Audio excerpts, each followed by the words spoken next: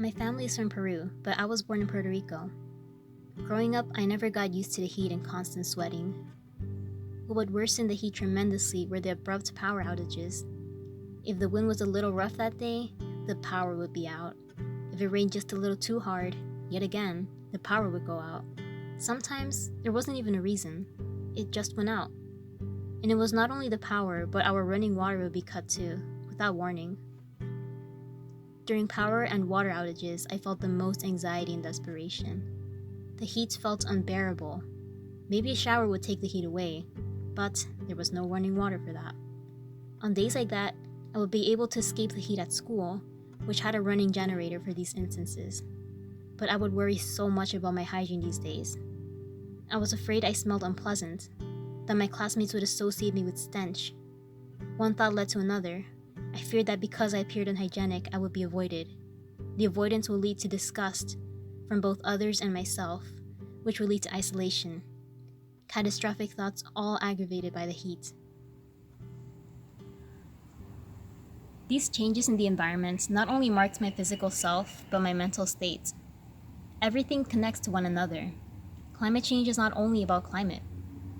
Our environment directly affects us, who we are, and how we are. Climate change causes extreme weather events, like the winds and rains that cause our water and power to be cut. These experiences of having no water, no power, and fearing to be unhygienic, that led to my feelings of humiliation, shame, and isolation, are hard to share, but I can use them today. What I believe I can offer to face climate change is a perspective that climate change is not only a change in weather patterns. It is a change affecting people's lifestyles, mental states, and identities. I can help us understand these, and I can help us prevent them and solve them. And I can make a difference in people's lives so that they don't have to feel the same way I have felt or experience what I have experienced.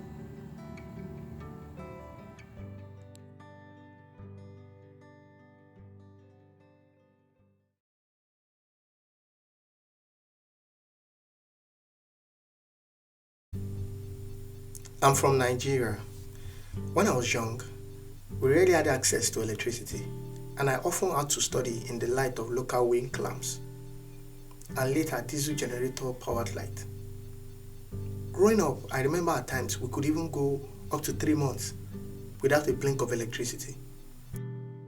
And then later, we started using diesel generators, which would even release a larger amount of harmful gases. As a result of this, I was exposed to a lot of pollution.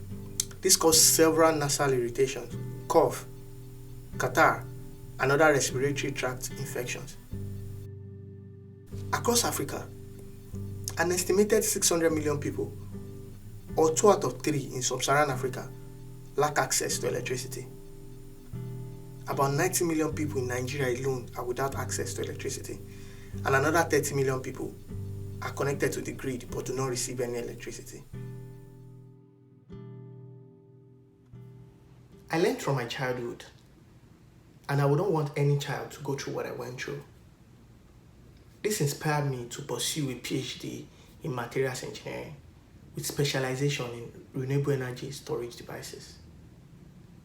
Because in order to combat the adverse health and environmental effects of fossil fuel-based generators in Nigeria and Africa at large, ecologically sustainable, affordable, and effective way of generating electricity is urgently required.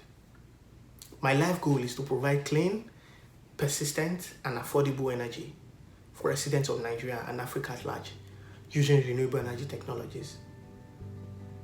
I want to set up the Electrify Africa project, which designs, develops, and implements solar and wind microgrids. I want children to study without getting sick. I want people to be able to enjoy calm and quiet.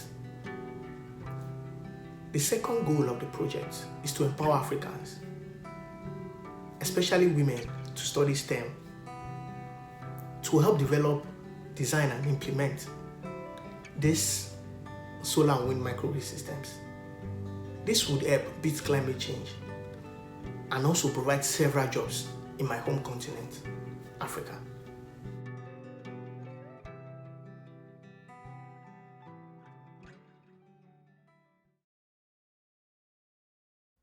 Growing up, I saw my father, a generator technician, drive across the island of Puerto Rico day and night. In 2017, Hurricanes Irma and Maria struck. We were tasked with assisting with power restoration to vaccination centers and hospitals.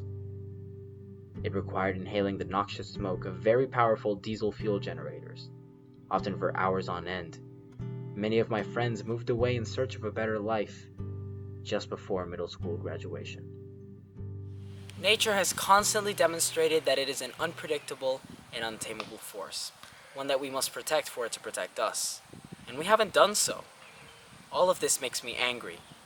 I'm only 17, and I've lived through constant power outages, a devastating hurricane, an earthquake, and then a pandemic. I want to help solve climate change so that the family that I dream to build doesn't have to worry about life being changed by crises over and over again. And I want them to squeeze every second of enjoyment that they can out of life. I'm a survivor, and I know we're at a crucial moment to act. And if we band together, we can become a catalyst for change.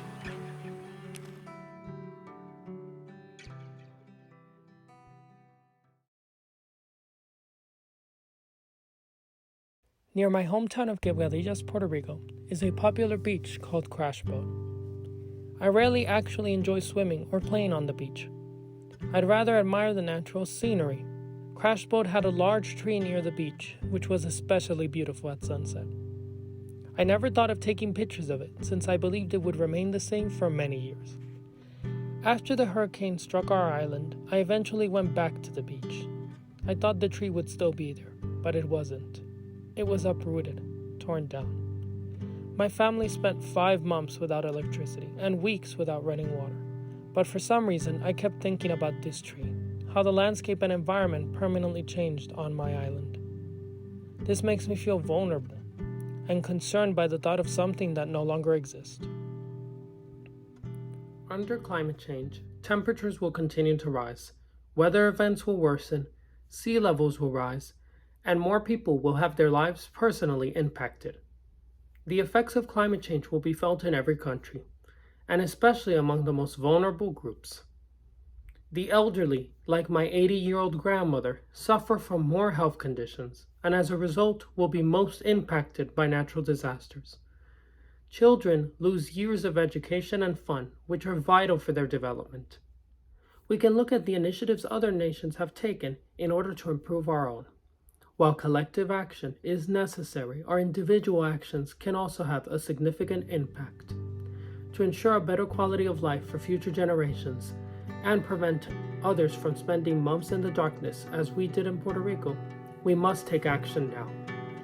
I intend to continue studying public policy in order to contribute to addressing the challenges of climate change wherever my career takes me.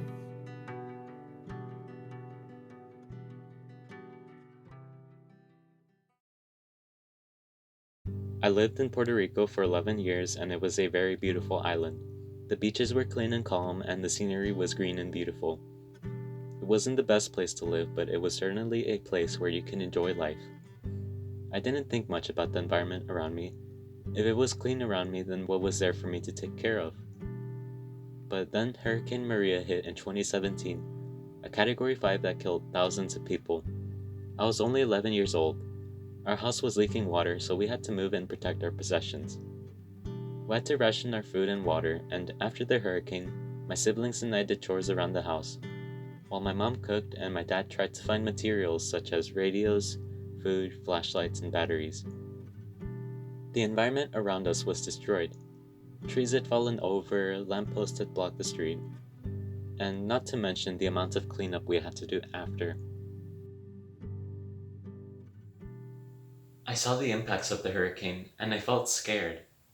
With climate change, extreme weather events like hurricanes become more common and more severe. The impacts that the hurricane had on us, it was a wake-up call. My home didn't quite feel the same after the hurricane.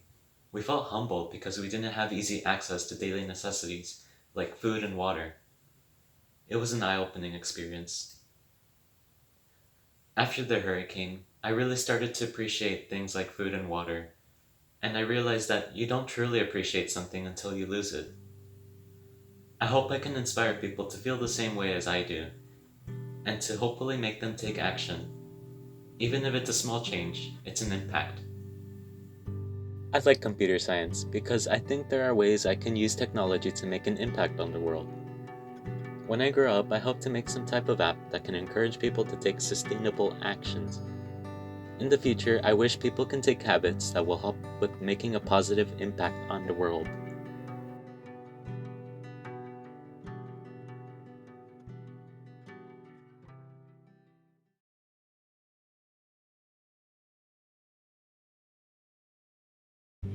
I look at his beautiful face and I'm full of love.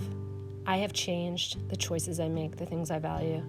I stare into the future and I want my son to have a good chance at a good life. I'm a social scientist and a climate change researcher. As a social scientist, I study human life and human behavior. Climate change is so often looked at through the lens of numbers, average precipitation levels, average temperatures. But when it comes down to it, climate change isn't just statistics or meteorological events. Climate change is the fear that my baby, my vulnerable, beautiful baby, won't have a chance at a good future. A fear that makes me hug him tighter and harder every night, my heart steeling itself to be strong for him. It's the hope that we can do better that drives me to push the boundaries in my work, to speak up when I would prefer to remain quiet. It's the anxiety that looms over my shoulder as I watch my neighbors watering their yards in a drought, knowing that they're good people and mean well, but somehow we've created a culture where a decorative lawn is more important than preserving our aquifers for future generations. Climate change is the choice I make every morning when I wake up to choose optimism over pessimism, action over apathy, determination and compassion over destruction and judgment. For 4 decades, scientific arguments about climate change have not swayed the tides. As a researcher, it's hard to say this, but I'm starting to think that we need to stop leading with our brains when it comes to climate change, and we need to start drawing from what's inside us, our identities, our values, our feelings, our sense of connection to one another and compassion, that we don't want our children or other people's children or ourselves or our friends to suffer needlessly when we could have acted. We value life, and valuing life means policies that care for Earth's resources, and we value a stable environment in which we can grow food and be healthy, and this means capturing carbon to stabilize our environment. We value our children and our friends and our family, and we don't want them to be afraid or humiliated, angry, or to have to find the courage of an adult before their time. And this means investing in new ways of providing accessible clean energy. These are worth agreeing on, worth acting on, and worth choosing to be vulnerable for, so that vulnerability isn't forced on us.